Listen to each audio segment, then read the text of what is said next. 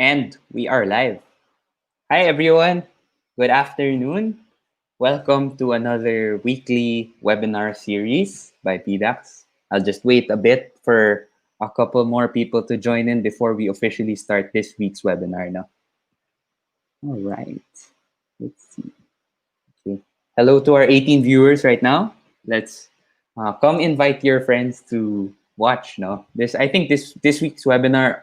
Personally, I think it's going to be a different one versus our other webinars before, because our webinars last week, no, they involved presentations and more like sharing of topics, right? But this week, at least, will be more of a conversational type of webinar or like webinar episode. So I'm really excited. So hello once again to everyone watching. My name is Kyle, and uh, we'll just start it. We'll just start in a bit. So yeah, we'll just wait.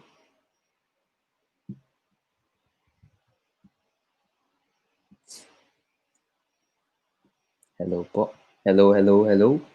Hello, hello, hello, hello, hello, hello. Good afternoon.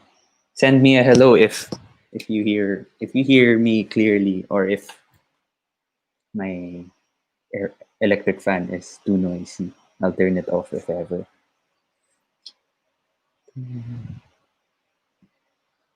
Hello. Hey, Luge. What's up? Hello. Hi. Thank you for tagging your friends now. Yeah. Let's watch this week. Sige. We'll start in like 1 minute. So, yeah. Hello, hello, hello, hello, everyone. Hi to our 20 viewers right now. Dumadami na. So, that's great. Hello, hello. Hi, Angel. Hello. Thank you for coming.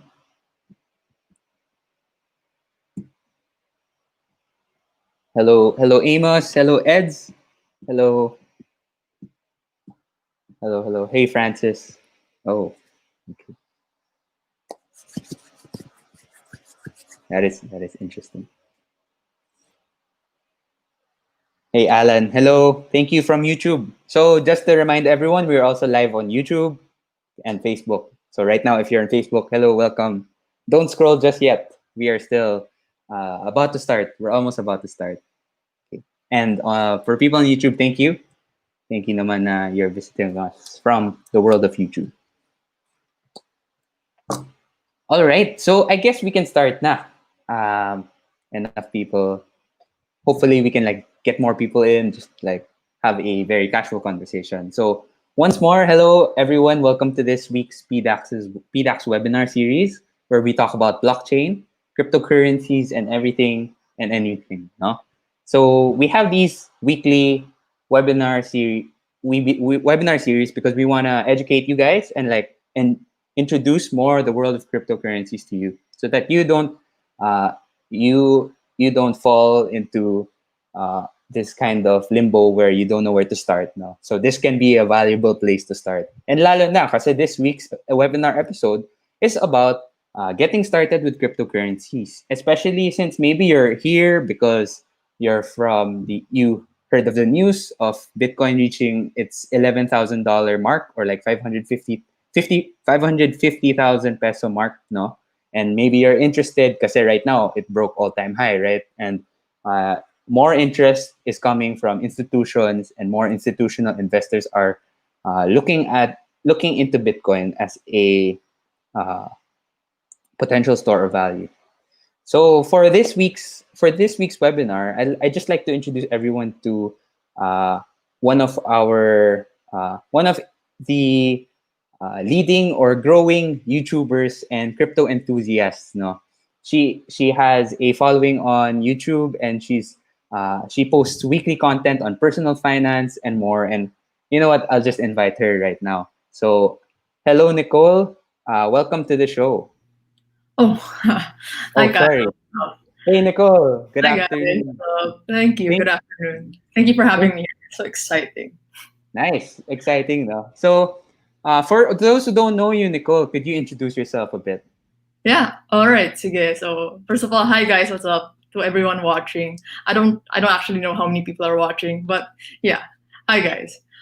So I'm Nicole. I currently run a YouTube channel that I started around May. So on my channel, like as Kyle mentioned, I talk about things related to personal finance, investing, and those kinds of things. And I'm currently an incoming third year student. I'm currently taking up political science. So yeah, I only got into crypto recently. I got interested around April. I started studying about crypto, and then I started investing. And now I have Bitcoin. I hold some Bitcoin and some other altcoins. So yeah, Nice. That's really cool, no? So April, you literally started just this year, no? So yeah, April 20. That's like 3 months ago lang. Wait, yeah, 3 months ago. yeah. And how has the experience been for you so far, no? As in, since you've definitely heard of the 2016, like the rise and fall of Bitcoin, and right now you're in the maturing phases, at least of where blockchain and crypto is. So like, uh, what is your view towards uh, crypto right now as a quote unquote newbie? But I would say like you post with the content you post about crypto is very informative, and I link it for everyone here now for here to like view. But for now, like I wanted to get your thoughts, Anna, on how you what you think about crypto. Well, what got you so into crypto, basically? Yeah, definitely. So I've been hearing about, I think everyone has heard about crypto once or twice. And usually when you hear crypto, you think about Bitcoin. When you think about crypto, people usually think, oh, is that the Bitcoin thing? Ano ba yung Bitcoin thing na yan? And people know it because of what happened in 2016, 2017, all that hype that made the price go up, way up to 20,000. So I wasn't always interested in crypto. Like I know that there was such thing as crypto, but I never really got interested until April. Because the months leading up, because around April, we were leading up to the halving event. So for those of you guys who aren't aware of what halving event is, it's one of the biggest events that people anticipate when with regards to Bitcoin, and that's just the block. This is very technical, so if you guys need any like more further explanation, just let me know. But during block halving events, the block reward or the number of crypto being produced is actually lessening. It's decreasing. So on May, it happened. The one of the halving events happened no May. So from the months leading up to May, a lot of people were already talking about crypto. Yeah, yeah, luge. Yeah, Definitely. definitely.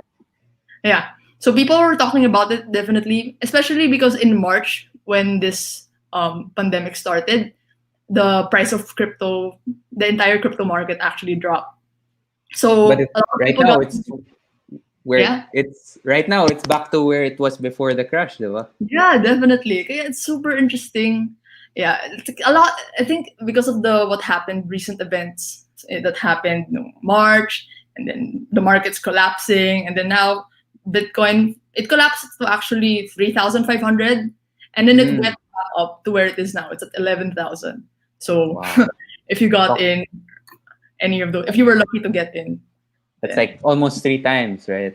But then yeah, like I mean that's like very hindsight, right? Like in times of uncertainty talaga, no? yeah. Nobody could have talked about it. But it also proves to its resilience as well, right? I Mhm. mean, parang even with all of this, parang it's showing its resiliency in some way or form, no? Yeah, Uh, Bitcoin has matured. It's been around for about 11 years because at the start, people didn't really know what to think about Bitcoin. At the start, it was really created. Bitcoin was created to function as some sort of digital money.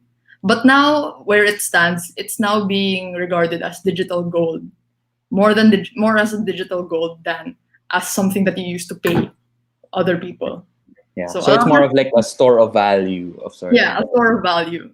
So Right. a lot of developments in the crypto space were we're very the crypto like industry has evolved so much than what it was before, and there's a lot more regulation, so it's not as sketchy as people would regard it as.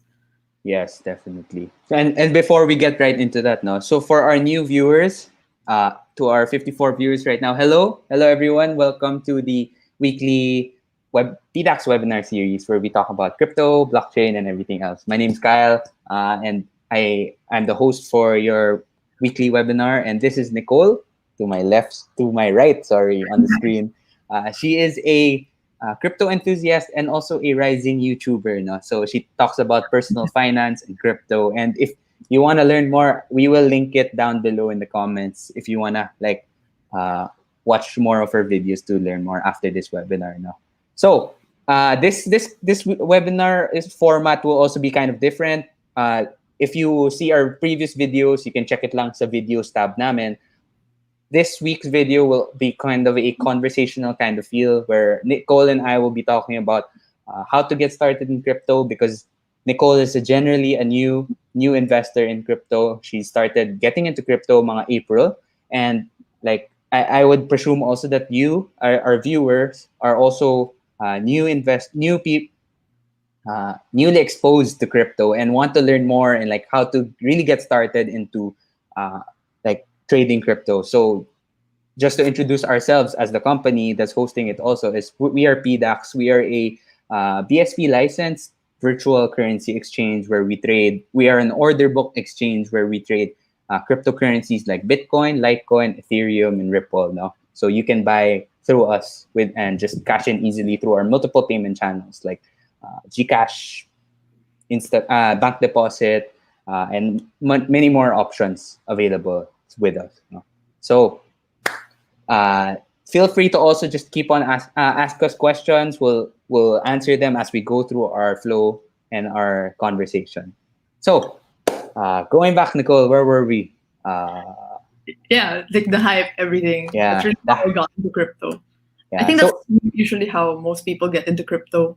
Like when they see, you see it, and then you're like, oh my god, I want to get rich. But yeah, I don't recommend people getting into it with just the sole intent of getting rich. It's not just, it doesn't, money's not free. So there's always like some caveats that come with it if ever you're getting into crypto.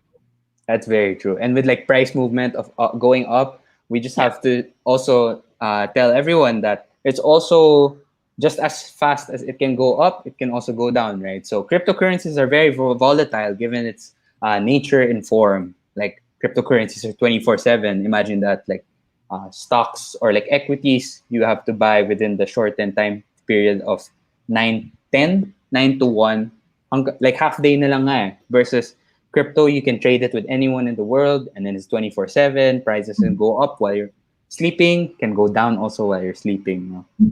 And yeah, just to add also, like given that it's really like more and more interest is going into cryptocurrencies and blockchain, people tend to forget its basic, like to the fundamentals, no, of what blockchain really is, no. So in your terms, because I know you talk about this in your videos, no, Nicole. So what is? Can you explain what blockchain is for the new investor and the newly initiated into the world of crypto? Yeah. All right. So I really do talk about this more in my blog. So if I'm lacking in my explanation here, you can check it out.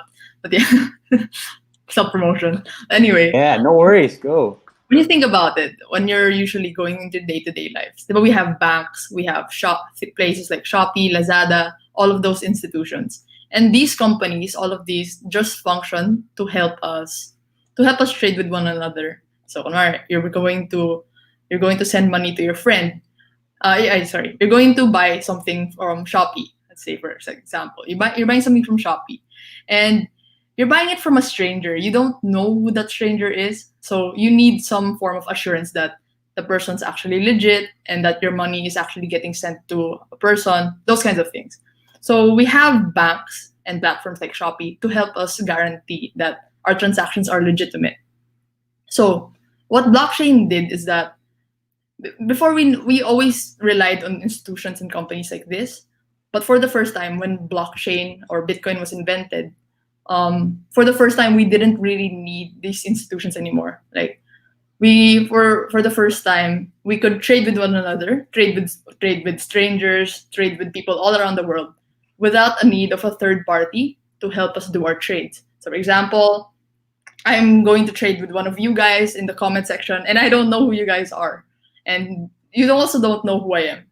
So in order for us to trade safely, in addition to using like Gcash or PayMaya to send money to each other, we can use cryptocurrencies. Cryptocurrencies being powered by blockchain technology to make the transactions that are happening between us, even though we're strangers, more legitimate and safe.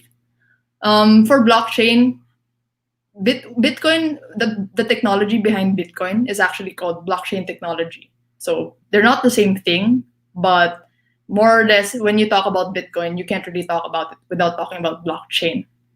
And what blockchain essentially is, like, if you imagine what blockchain really is just parang it's a notebook. Let's say, for example, that this is blockchain, and what blockchain really is that it's a list of Ledger. yeah, it's a ledger. It's a list of transactions that ever happened.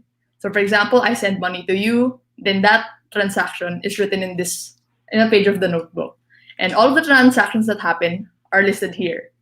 And in order for it to be guaranteed safe, like for example, how am I going to guarantee that I really sent money to you? Well, all over the world, they all have a copy of this blockchain. So in the computers, all of them have this blockchain copy in their computer, and all of them are trying to list down everything that all of the transactions that happen. So I send money to you, all of the computers in the world will list that down that, oh, Nicole sent money to one of the people in the comment section. And yeah, that's essentially how blockchain works. And if you're asking what blockchain is, it's just a list of transactions that are connected to one another. And it's secure because once something is written in the blockchain, no one can change it. So yeah. So yeah, just to re-emphasize what you guys said. What you said, sorry, Nicole. Parang blockchain's basically like having a notebook, except everyone has a copy of the notebook, so everyone can see all the transactions. Let's say I send 50 something, like let's say 50 pesos to Nicole. Nicole sends 50 pesos to me, back to me, Kyle. That's all written to in the notebook, and it's shared to everyone, no?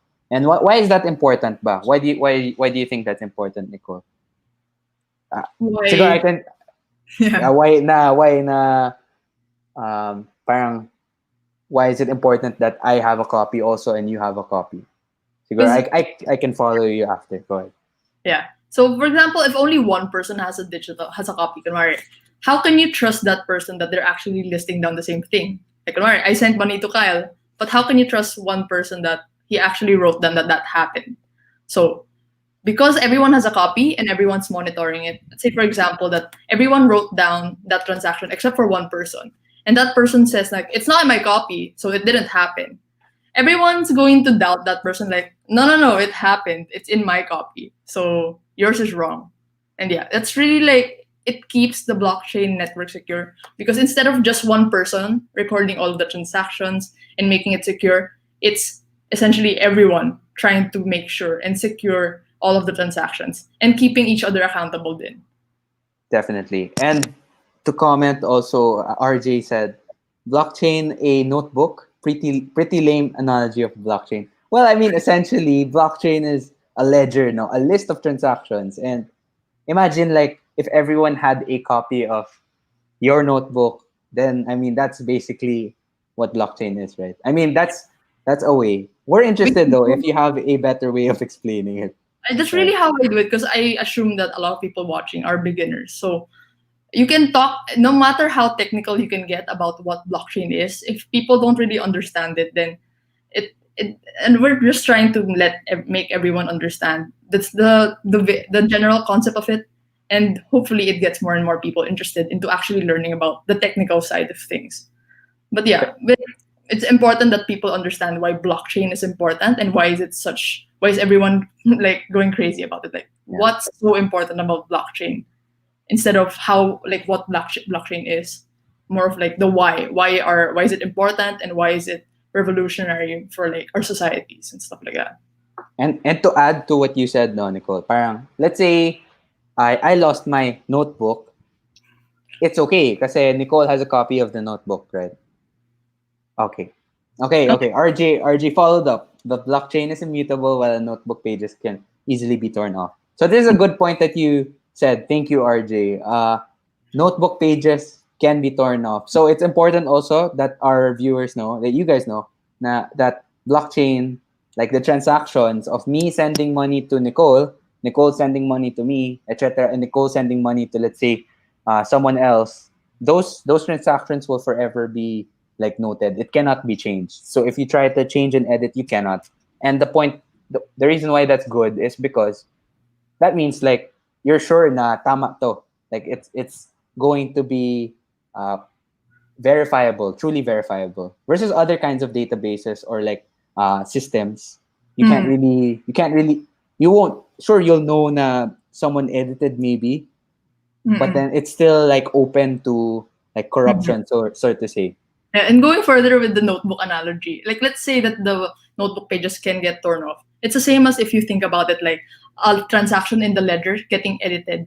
Even though your own copy of the notebook, like you tear it off, other people still have the copy. So more or less, it's still kind of like we're still going on with the same analogy, but it's still kind of the easiest way to explain blockchain because yeah. I guess I also have another analogy. I watched a video from mahilig tayo sa analogy na. Pero I mean, all the more so you guys can really relate it to real life things na.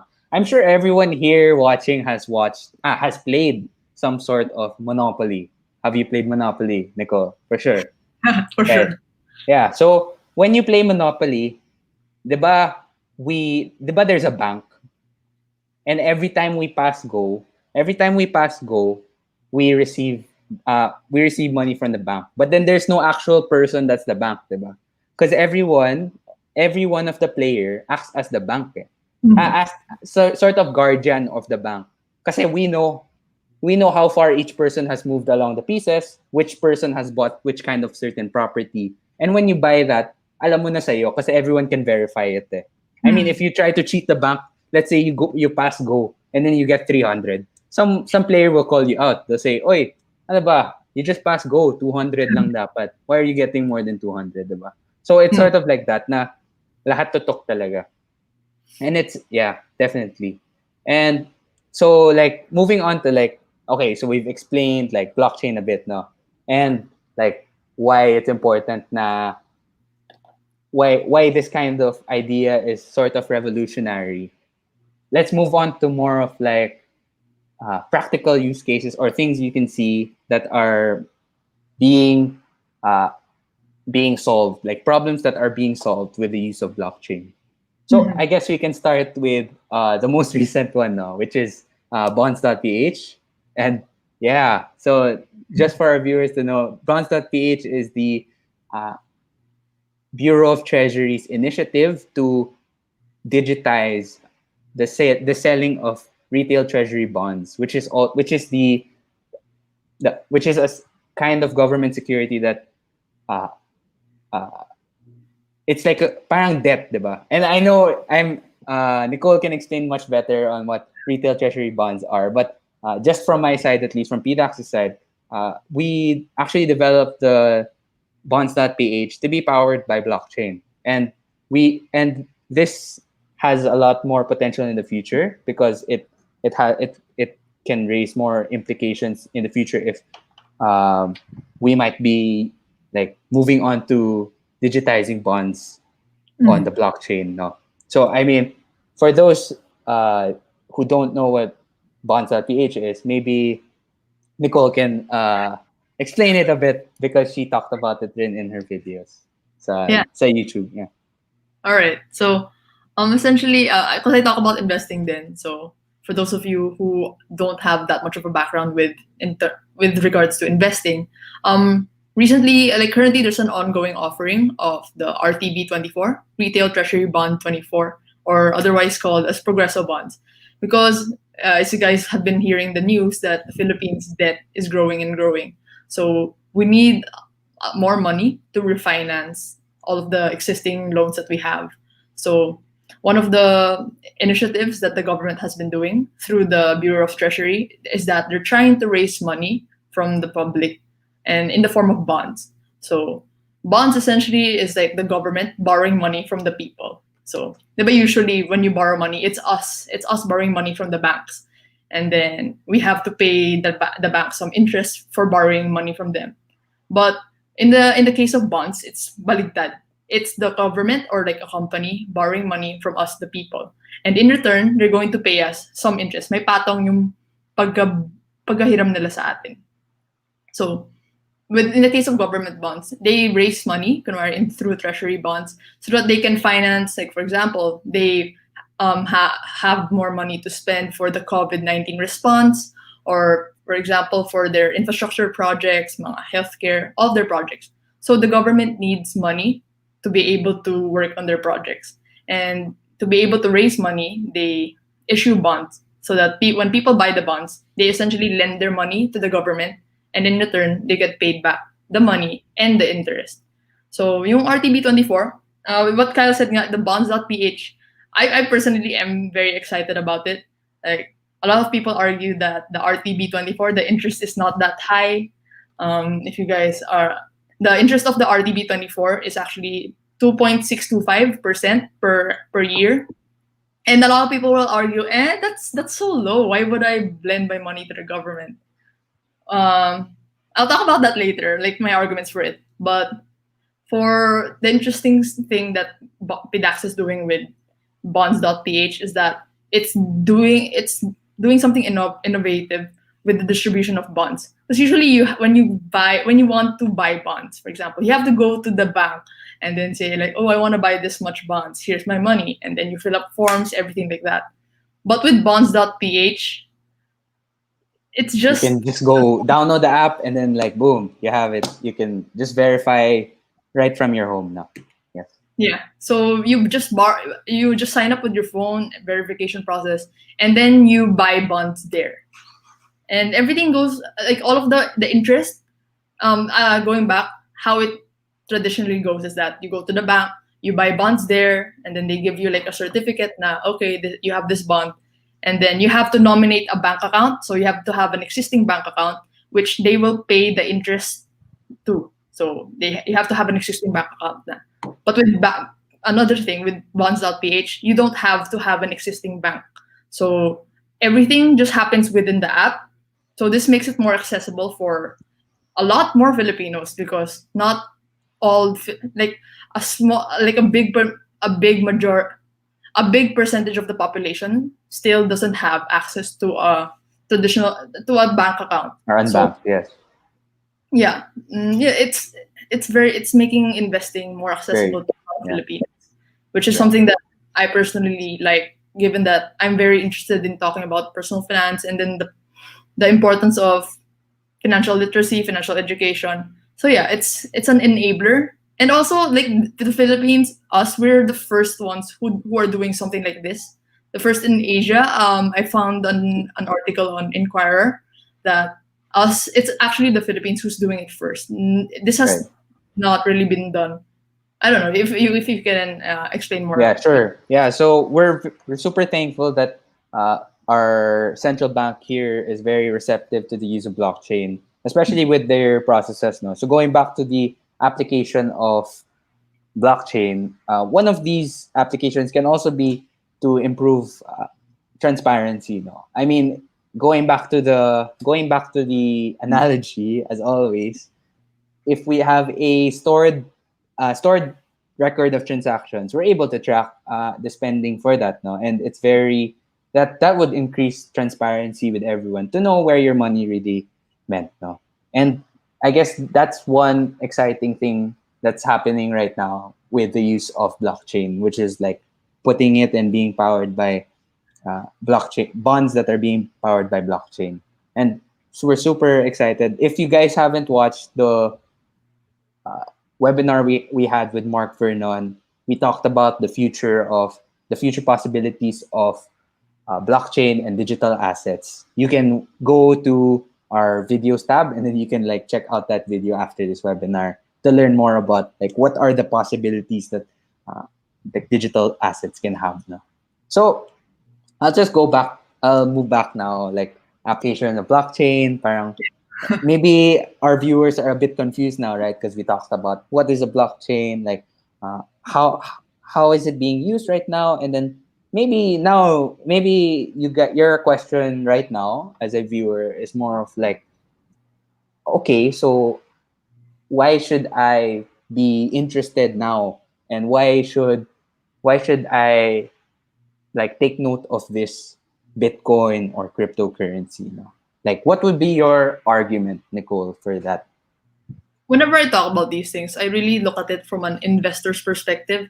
Like maybe there are other opinions. If you're a trader, that you're only taking advantage of the price movements, you don't really care what Bitcoin or ano is. Not as much as whether you're if you're an investor. So from an investor's perspective, like really understanding the thing that you're investing in first, I see here a comment like someone was talking about the central banks printing billions of pesos. Even in the US, you can see with their stimulus packages, they're printing lots of dollars. And economics 101, if you have a lot of things, if there's a lot of dollars, all of those things, inflation. So something that happens with inflation is that the spending power of your money, like for example, your 100 pesos, the amount of things you can buy today with your 100 pesos is a lot less than what you That's could have bought like 10 years ago or 20 years ago. And that's one of the arguments for Bitcoin. I mentioned earlier that people regard it as a digital gold, diba? As a store of value. Because unlike fiat currency is like what we call the paper bills. Bitcoin is able to hold its value a lot better than the fiat currency because no one can just magically print more Bitcoin. so. Um, How many Bitcoin is there in existence, Nicole? like Pop question. currently I think we're at the 20 million mark, or I'm not sure. You guys can like fact I check me. mean, max supply at least for Yeah. everyone is 21 million. And Mhm. Nicole talked about the halving before. Parang how many new bitcoins are being produced per block. So it's like a block. That's why it's called blockchain, diba? It's a chain of blocks. Like imagine the record. Maybe I'm getting too technical a little, but I mean it's like the records, they're being in batches, no? They record the transactions in batches. And for every block, like uh the amount of Bitcoin that's released is getting less and less. So there's only a finite number of Bitcoin that's ever in existence. So Yeah. whereas we're not really uh, assuming saying anything bad, no. Pero I mean the nature of it is Bitcoin has a limited supply, 21 million, whereas other fiat currencies are controlled by central banks and they can just choose to print more if ever. Meaning, if I have 100 pesos next year, it can be worth less kasi with more supply comes less demand, diba? Like basic economics. And in Mhm. turn, like your money can be worth less. And that's like an argument, tama nga, Nicole, na Bitcoin is deflationary whereas other fiat currencies are inflationary. Yeah, and this is not the printing of money is not unique to the Philippines. All fiat currency all around the world, governments are printing money, so it's not just here in the Philippines. And to get more, I guess I yeah, right now. So for the block reward for you guys, so like how deflation to get a perspective of how deflationary the monetary policy of Bitcoin really is that at the start, Bitcoin was created in 2009. Yeah, 2009 I think, and during 2008. that year, 2008. But then I think the first transaction went 2000. I'm not Ah, sure. okay. Yeah. Yeah, All okay. right. 2008. Let's say Basta, 2000. that area. During the 2008 economic Yeah, crisis, that's yeah. when Bitcoin was born. It was built because like the founder or like the creator of Bitcoin was really angry about what happened in 2008. That the institutions were very careless with all of these things. So parang as a response to that na, you know what, I don't trust banks, I don't trust these governments. I'm going to create some form of digital currency that gives the power back to the people. So we manage it, we do it. And So at for the those time, who don't know, before you continue your thought, for those who don't know, the person who created Bitcoin is a anonymous person or group of people we don't know, and maybe that's the intention, named Satoshi Nakamoto. yeah, So his point of being anonymous is also important because if it was, let's say, a named figure, you wouldn't be able to maybe trust the person because the person has their own agenda, no? Versus like being shrouded in identity, Satoshi Mhm. Nakamoto, it's able to preserve the interest and like philosophy of Bitcoin, Mhm. which is anonymized and like decentralized talaga. So it doesn't Mhm. matter who created it. So go ahead, Nicole. Yeah. If you guys want to learn more about it, I have a book recommendation. If you're in the crypto space, a lot of people starting out recommend that you read the Bitcoin Standard. So it's one of the books that really gives the fundamental basis of Bitcoin and the arguments for Bitcoin and why Bitcoin is the way it is. Because you would like wonder like how could this like random guy out of nowhere create Bitcoin and now it's at valued at 11,000. Like what's with Bitcoin talaga that makes it so valuable? So a lot of technical sides around it. But yeah, at the start 2008, 50 Bitcoins were being created about 10 minutes or so. So 10, 50 Bitcoins, 50 Bitcoins. And I think the first halvings to happen in 2012, I think 2012. And after the halving event, the block reward decreased. So after the halving event, after 2012, it was only 24 Bitcoins being produced every, 24, 25, sorry, math. 25 Bitcoins being produced every 10 minutes. And then after that, the next halving event was 2016.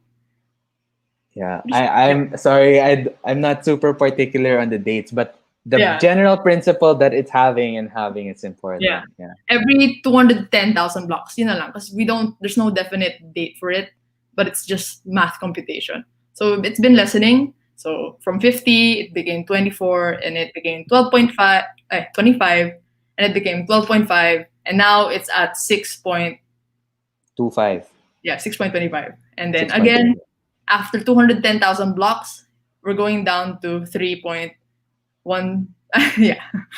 Yeah, divided Again. by two. But that's why it's the halving now. And many people in the trading or crypto trading space, they really talk about and they hype it now. And they talk about, hey, it's halving, supply is lessening. In reality, I mean, like the future supply, the supply is already limited. It's just that the amount that's being created every block is lessening talaga. So that's why they're like correlating. The halving will cause the BTC price to rise, no? Stuff like that. Mm. And you know, related to this point, no. So this week we experienced big news na BTC is breaking 11K. No, I wanted to get your thoughts on like institutional investors really going into Bitcoin and like crypto in general. Like, Yeah. what's your feeling or like sentiment? Like, It's so exciting. My feed, because of the algorithm in YouTube, a lot of the videos I see is mostly crypto investors talking about what they think will happen to Bitcoin or like the altcoins, all of those things. So it's one thing that like crypto people talk about it, but it's another when the more traditional news companies start talking about Bitcoin. It's like what happened no 2017. One of the reasons that it really went up so high, the crypto bubble, was that everyone started talking about it. Even the news, even in the media, everywhere you look, everyone was talking about Bitcoin. So in addition to like block having sorry, in addition to block having events, one another thing that it makes the price go up is when a lot of people buy it. So a lot of people are buying it, the prices go up and up and up. And now currently we're kind of entering that vibe or like environment again that people are starting to get interested because nga, for the longest time Bitcoin wasn't able to break above $10,000. So it's always going down around 10,000 to 11,000.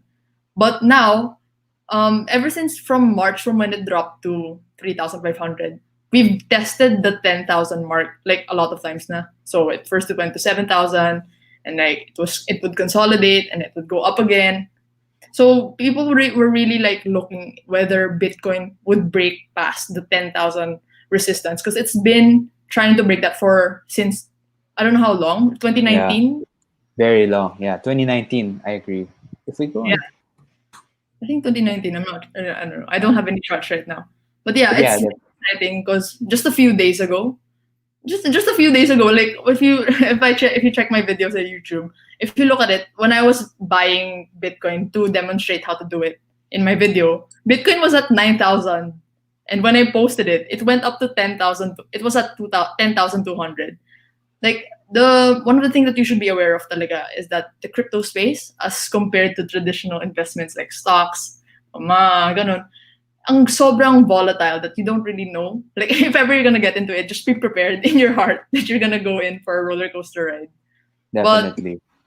I think now that we've broken past such a really strong resistance, that I know it's really exciting. I think I would argue that it's only up from here, but take note that if something happens in the crypto space, I don't know, we could go down, but generally I think the sentiment in the crypto market is very strong. And I don't know, I personally think it will go up. But this is not uh, investment investment advice. advice. Yeah, we are neutral of investment advice now. Very good points that you said about crypto and like more and more people coming into it. And like, what's to say? Like, I mean, you don't have to put like you should not put your entire net worth in like crypto. That's a very risky way of investing or speculating, even because a lot of people really don't know that, really don't parang, there's a lot of uncertainty, yet there are a lot of people also building stuff on top of Mhm. cryptocurrencies and its applications. It reminds me sort of like, wow, reminds when I was born, like parang when the internet was booming, The internet. 1990s. But then yeah, pero I mean like after reading some books in the past, parang I'm like, oh, parang it sort of has the same vibe as when the internet started. It's like parang a new era of sort. Well, I don't know. I'm just really excited of the vibe that it gives, and maybe like the new opportunities that will present itself to us. Mhm. I'll Yeah, just add here. Yeah, go ahead, Nicole. if you look at it that way talaga, if you're really interested with the technology, like we're only talking about Bitcoin, but Bitcoin is only one of the many crypto projects out there. So the arguments for Bitcoin may or may not apply to other crypto projects. So take for Ethereum. People don't really understand what Ethereum is because recently there's been it's I think Ethereum is becoming hyped here in the Philippines because of mga Or schemes like Dodge. Yeah. Forsage. You guys have heard of Forsage? I'm just saying, don't. That is a Ponzi scheme. You can search about it. The SEC has already released issuances about that, and it's not fair to Ethereum. Ethereum is not a get rich quick kind of thing. Ethereum, unlike Bitcoin, is not meant to function as money. It's more of enabling people to create decentralized applications. So, for example, if you think about Facebook or like mga games, diba, a lot of them are decentralized. But then on Ethereum, um, one of the thing it was the second cryptocurrency, and it came around 2014. And it allowed people to start creating decentralized applications. It made people see na, oh, blockchain technology can be applied to other things. This is like the start because in Bitcoin, blockchain was being used for currency applications, financial applications. But in Ethereum, it was starting to be used for applications, like actual applications that people could use. And then it just more and more people got really like interested, like, oh my god, what else can we do about this blockchain technology thing? Yeah. So just to add also, since interest in cryptocurrencies are really rising due to also maybe price. There are also people on the other side of the coin that like to coin, but I mean literally like there are people with bad intentions, and they are people who want to uh, make you think that things are guaranteed profits. So if ever someone messages you on Facebook or a friend of yours that says, "Oi, have you heard of crypto? Crypto's rising na, no? Maybe you should give me your money, and then we'll guarantee your profits if you also invite other people." That's a very big red flag already, because number one, if we go back to the principles of blockchain, parang you control your coins, diba? Nobody else should control your own coins and money. And to add to that, it really helps to like learn more about the history of money, of what blockchain really is, what real blockchain projects are there, and really educate yourself. And I'm really excited to announce that like PDAX itself, we are really developing an educational platform for you guys to learn for free. It's for everyone to consume, where you'll get to learn more about like crypto. Aside from weekly webinars, we really want to get you and everyone more educated in the world of cryptocurrency, so that you don't fall prey to schemes like this. Plus, you will also be able to understand the nature of your money, no? So Like before I move, yeah, go ahead, Nicole. like the dream talaga is to get, because the blockchain technology is being compared to what the internet did, right? Like the internet did for us, it really opened up so many opportunities. And before, when it was new, people didn't really understand what it was. But now, like, the internet is normal now. Like, we use the internet on a daily basis. This is what we do with the Everywhere, internet. yeah. We grew, like, I essentially, like, with my age, kind of younger, us were kind of younger, so we grew up with the internet. So there wasn't really a time that there was no internet. But yeah, now we're trying to do that the same with blockchain technology. We want to get to a point where people don't really, like, people know what blockchain technology already is, and that's why crypto education is really important, which I admire that PDAX is doing with their, Okay. I think, upcoming platform, Yes. like, to really So get people educated about. Yeah. yeah. So before we move on rin to more of our conversation, I realized na I haven't been answering some of the questions. Sorry guys, just keep asking your questions. We'd like to answer them naman. It's just that, conversation flow. Just trying to ano. So I mean, we have one from Luge. Hi Luge. Kailan pwede bumili ng bonds gamit other crypto? So far BTC lang pwede gamitin, and why is that?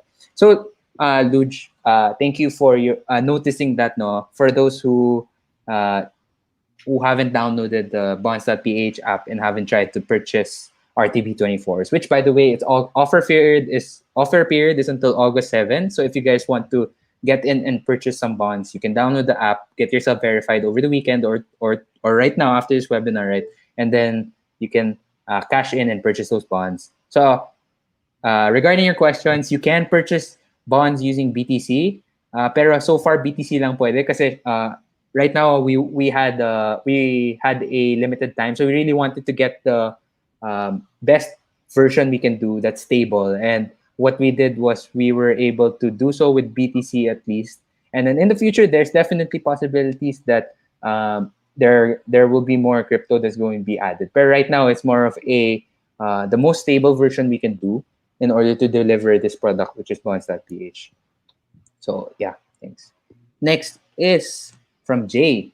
What are the factors which dictate the prices of Bitcoin or for any other cryptocurrency for that matter? So I mean, uh, just like everything, uh, unlike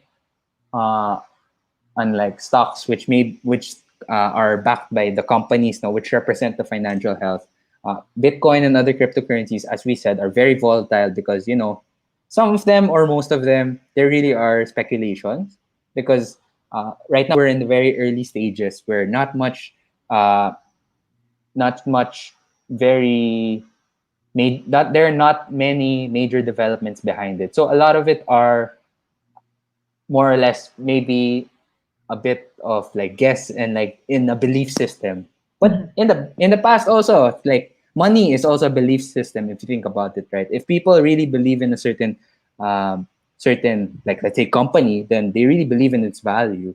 Then it's all about like getting people to really believe in the ecosystem and the technology behind blockchain for it to have also value, diba? Yeah, when you're investing, there's two ways to look at it nga. Yung I said, if you're a trader or an investor, so yung parang fundamental analysis or technical analysis. Fundamental analysis is like really looking at what you're investing in, like why are people investing in it? Why should I invest? How does the technology work? Like if you apply it in investing in stocks, you have to look at the company, who's the management, yung mga income statements. So kind of like a similarity, but then where crypto isn't really backed by any asset. So it's not a crypto isn't backed by any asset. So you can't really like. But Yeah. then another way nga, like why it moves up, like what Kyle said, is that people really speculate whether they think the price of this coin is going to appreciate in the future, and if it's going to depreciate. A lot of things go into the price movements. But one of the general things is one, like the buying and selling activity in the market, whether people like a lot of people are buying it, a lot of people are selling it. And then another thing is whether or not people believe in the project enough to actually buy it. Because some people, they might buy it because they know it's going to go up and down, but some people really think like long term in the future, this is what Bitcoin is going to be, or this is what this certain crypto is going to function. So yeah, a lot of factors go behind the prices. Yeah, thank you. Another question. Thank you, RJ, for being one of our very active listeners and viewers. Now, one of the major concerns in getting into crypto is security of funds. What guarantees can PDAX provide to address this?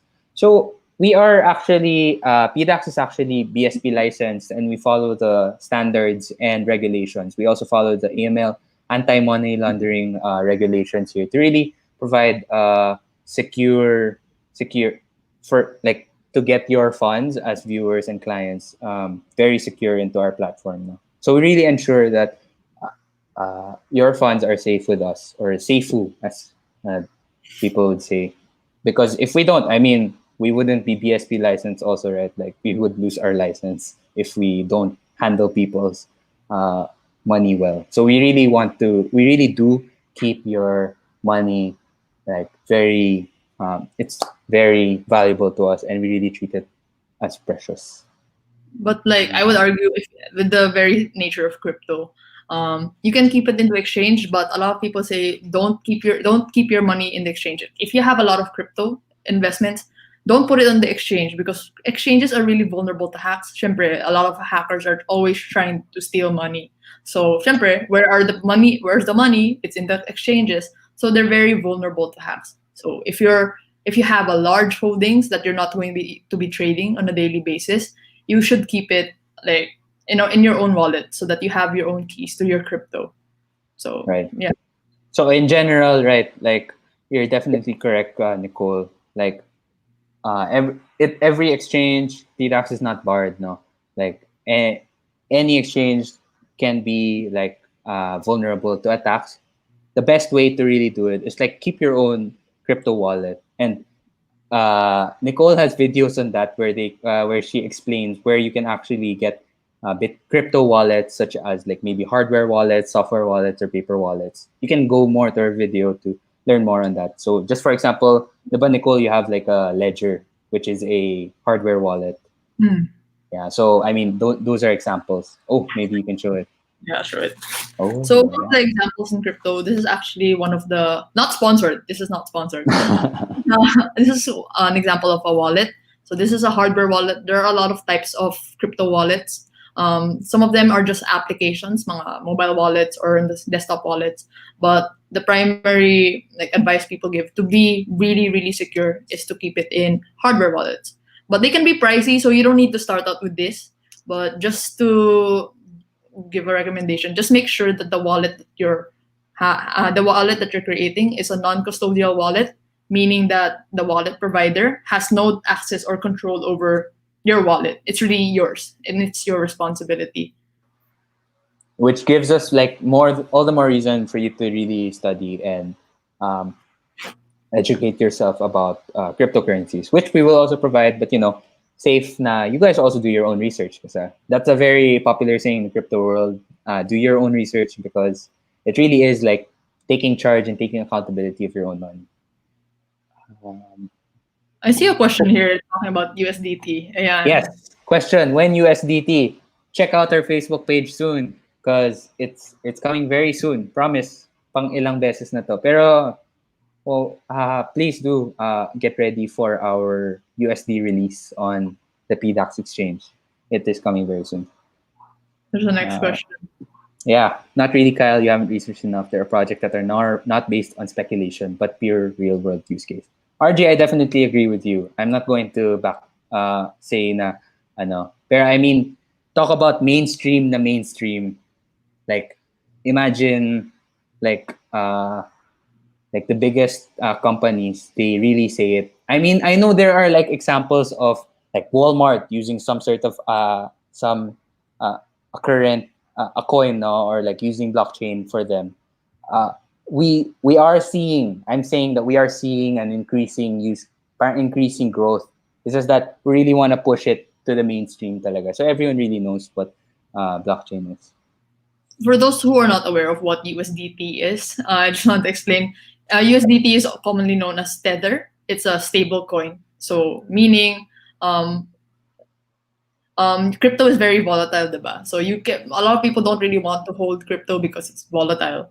So what some people do is they actually hold some of their money in stable coins. So these stable coins, just imagine that one stable coin, like one USDT, is equivalent to $1. So if you have 50 USDT, you have $50. So it's one of the many stable coins that are currently available. There's Paxos Standard, USD Coin by Coinbase, so a lot of it. So I can see like one of the questions by RJ, sabi niya na USDT is the cost of BTC bull runs. So um, well, personally, I do see some news that people are really skeptical about USDT because they like I don't know. There's some sketchy stuff happening behind the curtain of USDT. But one of the reasons why people use it is that most exchanges support USDT. But if you don't want to touch USDT because of its sketchy, I don't know, whatever manipulation, crypto is not safe from any manipulation. Even in like Wall Street or here in the finance world, there's you can't you can't really control it. But Right. yeah, people argue that it is the cause of bull runs because they would say that people just make USDT and then there really aren't US dollars backing it. I don't know. You can do more research, but I am not going to say that that's not true because yeah. Yeah. So I mean, uh, yeah. Moving on to the next question because we're short of time already. We're almost 1 hour already. Wow. Okay. Thank you for those who have stayed since the start. No, pero I guess we can have one more question here. This note by RJ. Yeah, hardware wallets are worth the investment, but for people who can't, I mean, like, sure, they're still safe. Software wallets out there. It's just really have to do your own research, and you just have to really know what you're dealing with, right? Like, Mhm. it depends on the proficiency of the user, but hardware wallet would be like the safe, almost one of the safest forms of like keeping your crypto as well. Yeah, you just need to know what wallets actually are. Like there are no actual coins, and you are not actually putting any coins into a wallet. What wallet really does is that it gives people access to interact with the blockchain. So, Right. we said that the blockchain is just a list of transactions, and what wallet essentially do is just to sign like transactions. Like, oh, I sent this much bitcoins to Kyle, and I'm going to sign it with my private key of my wallet. So it's Yeah. just giving people an interface to, I don't know, all of them essentially do the same thing, but make sure that it's a non-custodial wallet if you can't afford. It's 6 o'clock. I'm so Yeah. sorry. No worries. But yeah, just to finalize our questions, John asking, is Crypto.com a non-custodial wallet? Yeah, Crypto.com has a wallet that's independent of itself. So that's also a possibility for a crypto wallet. No, for Nico who's asking, will you support TRC20 USDT? Watch out for our official release. More details will be released then. Thank you, Nico.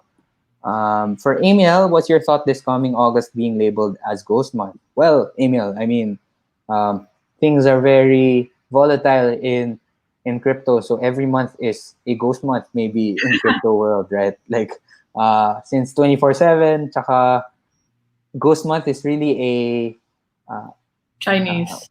Chinese belief, or not even Chinese belief, more of like a superstition, right? Like, if you look at the facts, I mean, every month is a different month, and maybe it just so happens that every August has those trends, but I wouldn't call it a ghost month. I mean, people have their own beliefs. Again, do your own research regarding that. No, um, Paxos and TUSD are trustworthy stablecoins. Noted, very noted on that. And finally, pwede po ba mag-plug?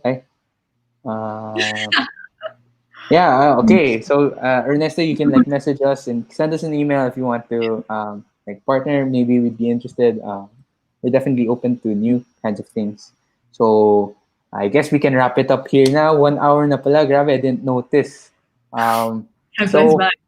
yeah, Rude. first of all, Thank you, Nicole. Thank you for coming on to the show. It was a great time having with you, talking about your journey in crypto and like answering everyone's questions regarding like uh, getting into crypto. And yeah, if you wanna plug anything, you wanna plug your YouTube channel, please Yeah, do. Let's go. yeah. You guys can check out my channel.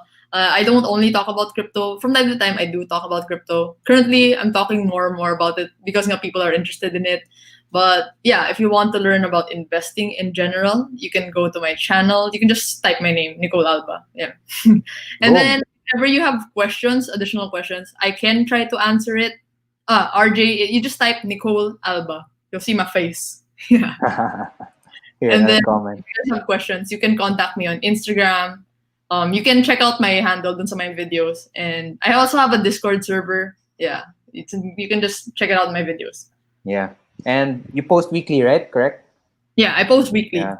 So sa baba, that's the link to Nicole's YouTube channel. And ayun, I guess I'll wrap it up here by saying thank you, Nicole. Thank you, everyone. Thank you, our listeners, for being so attentive and asking your questions. We love your questions. It makes us more like knowledgeable and it keeps the community engaging. No, if you guys want to learn more about PDAX and its community, you can visit us at pdax.ph. You can also join our Facebook community and also Telegram community. We'll be posting it in the comments below as well.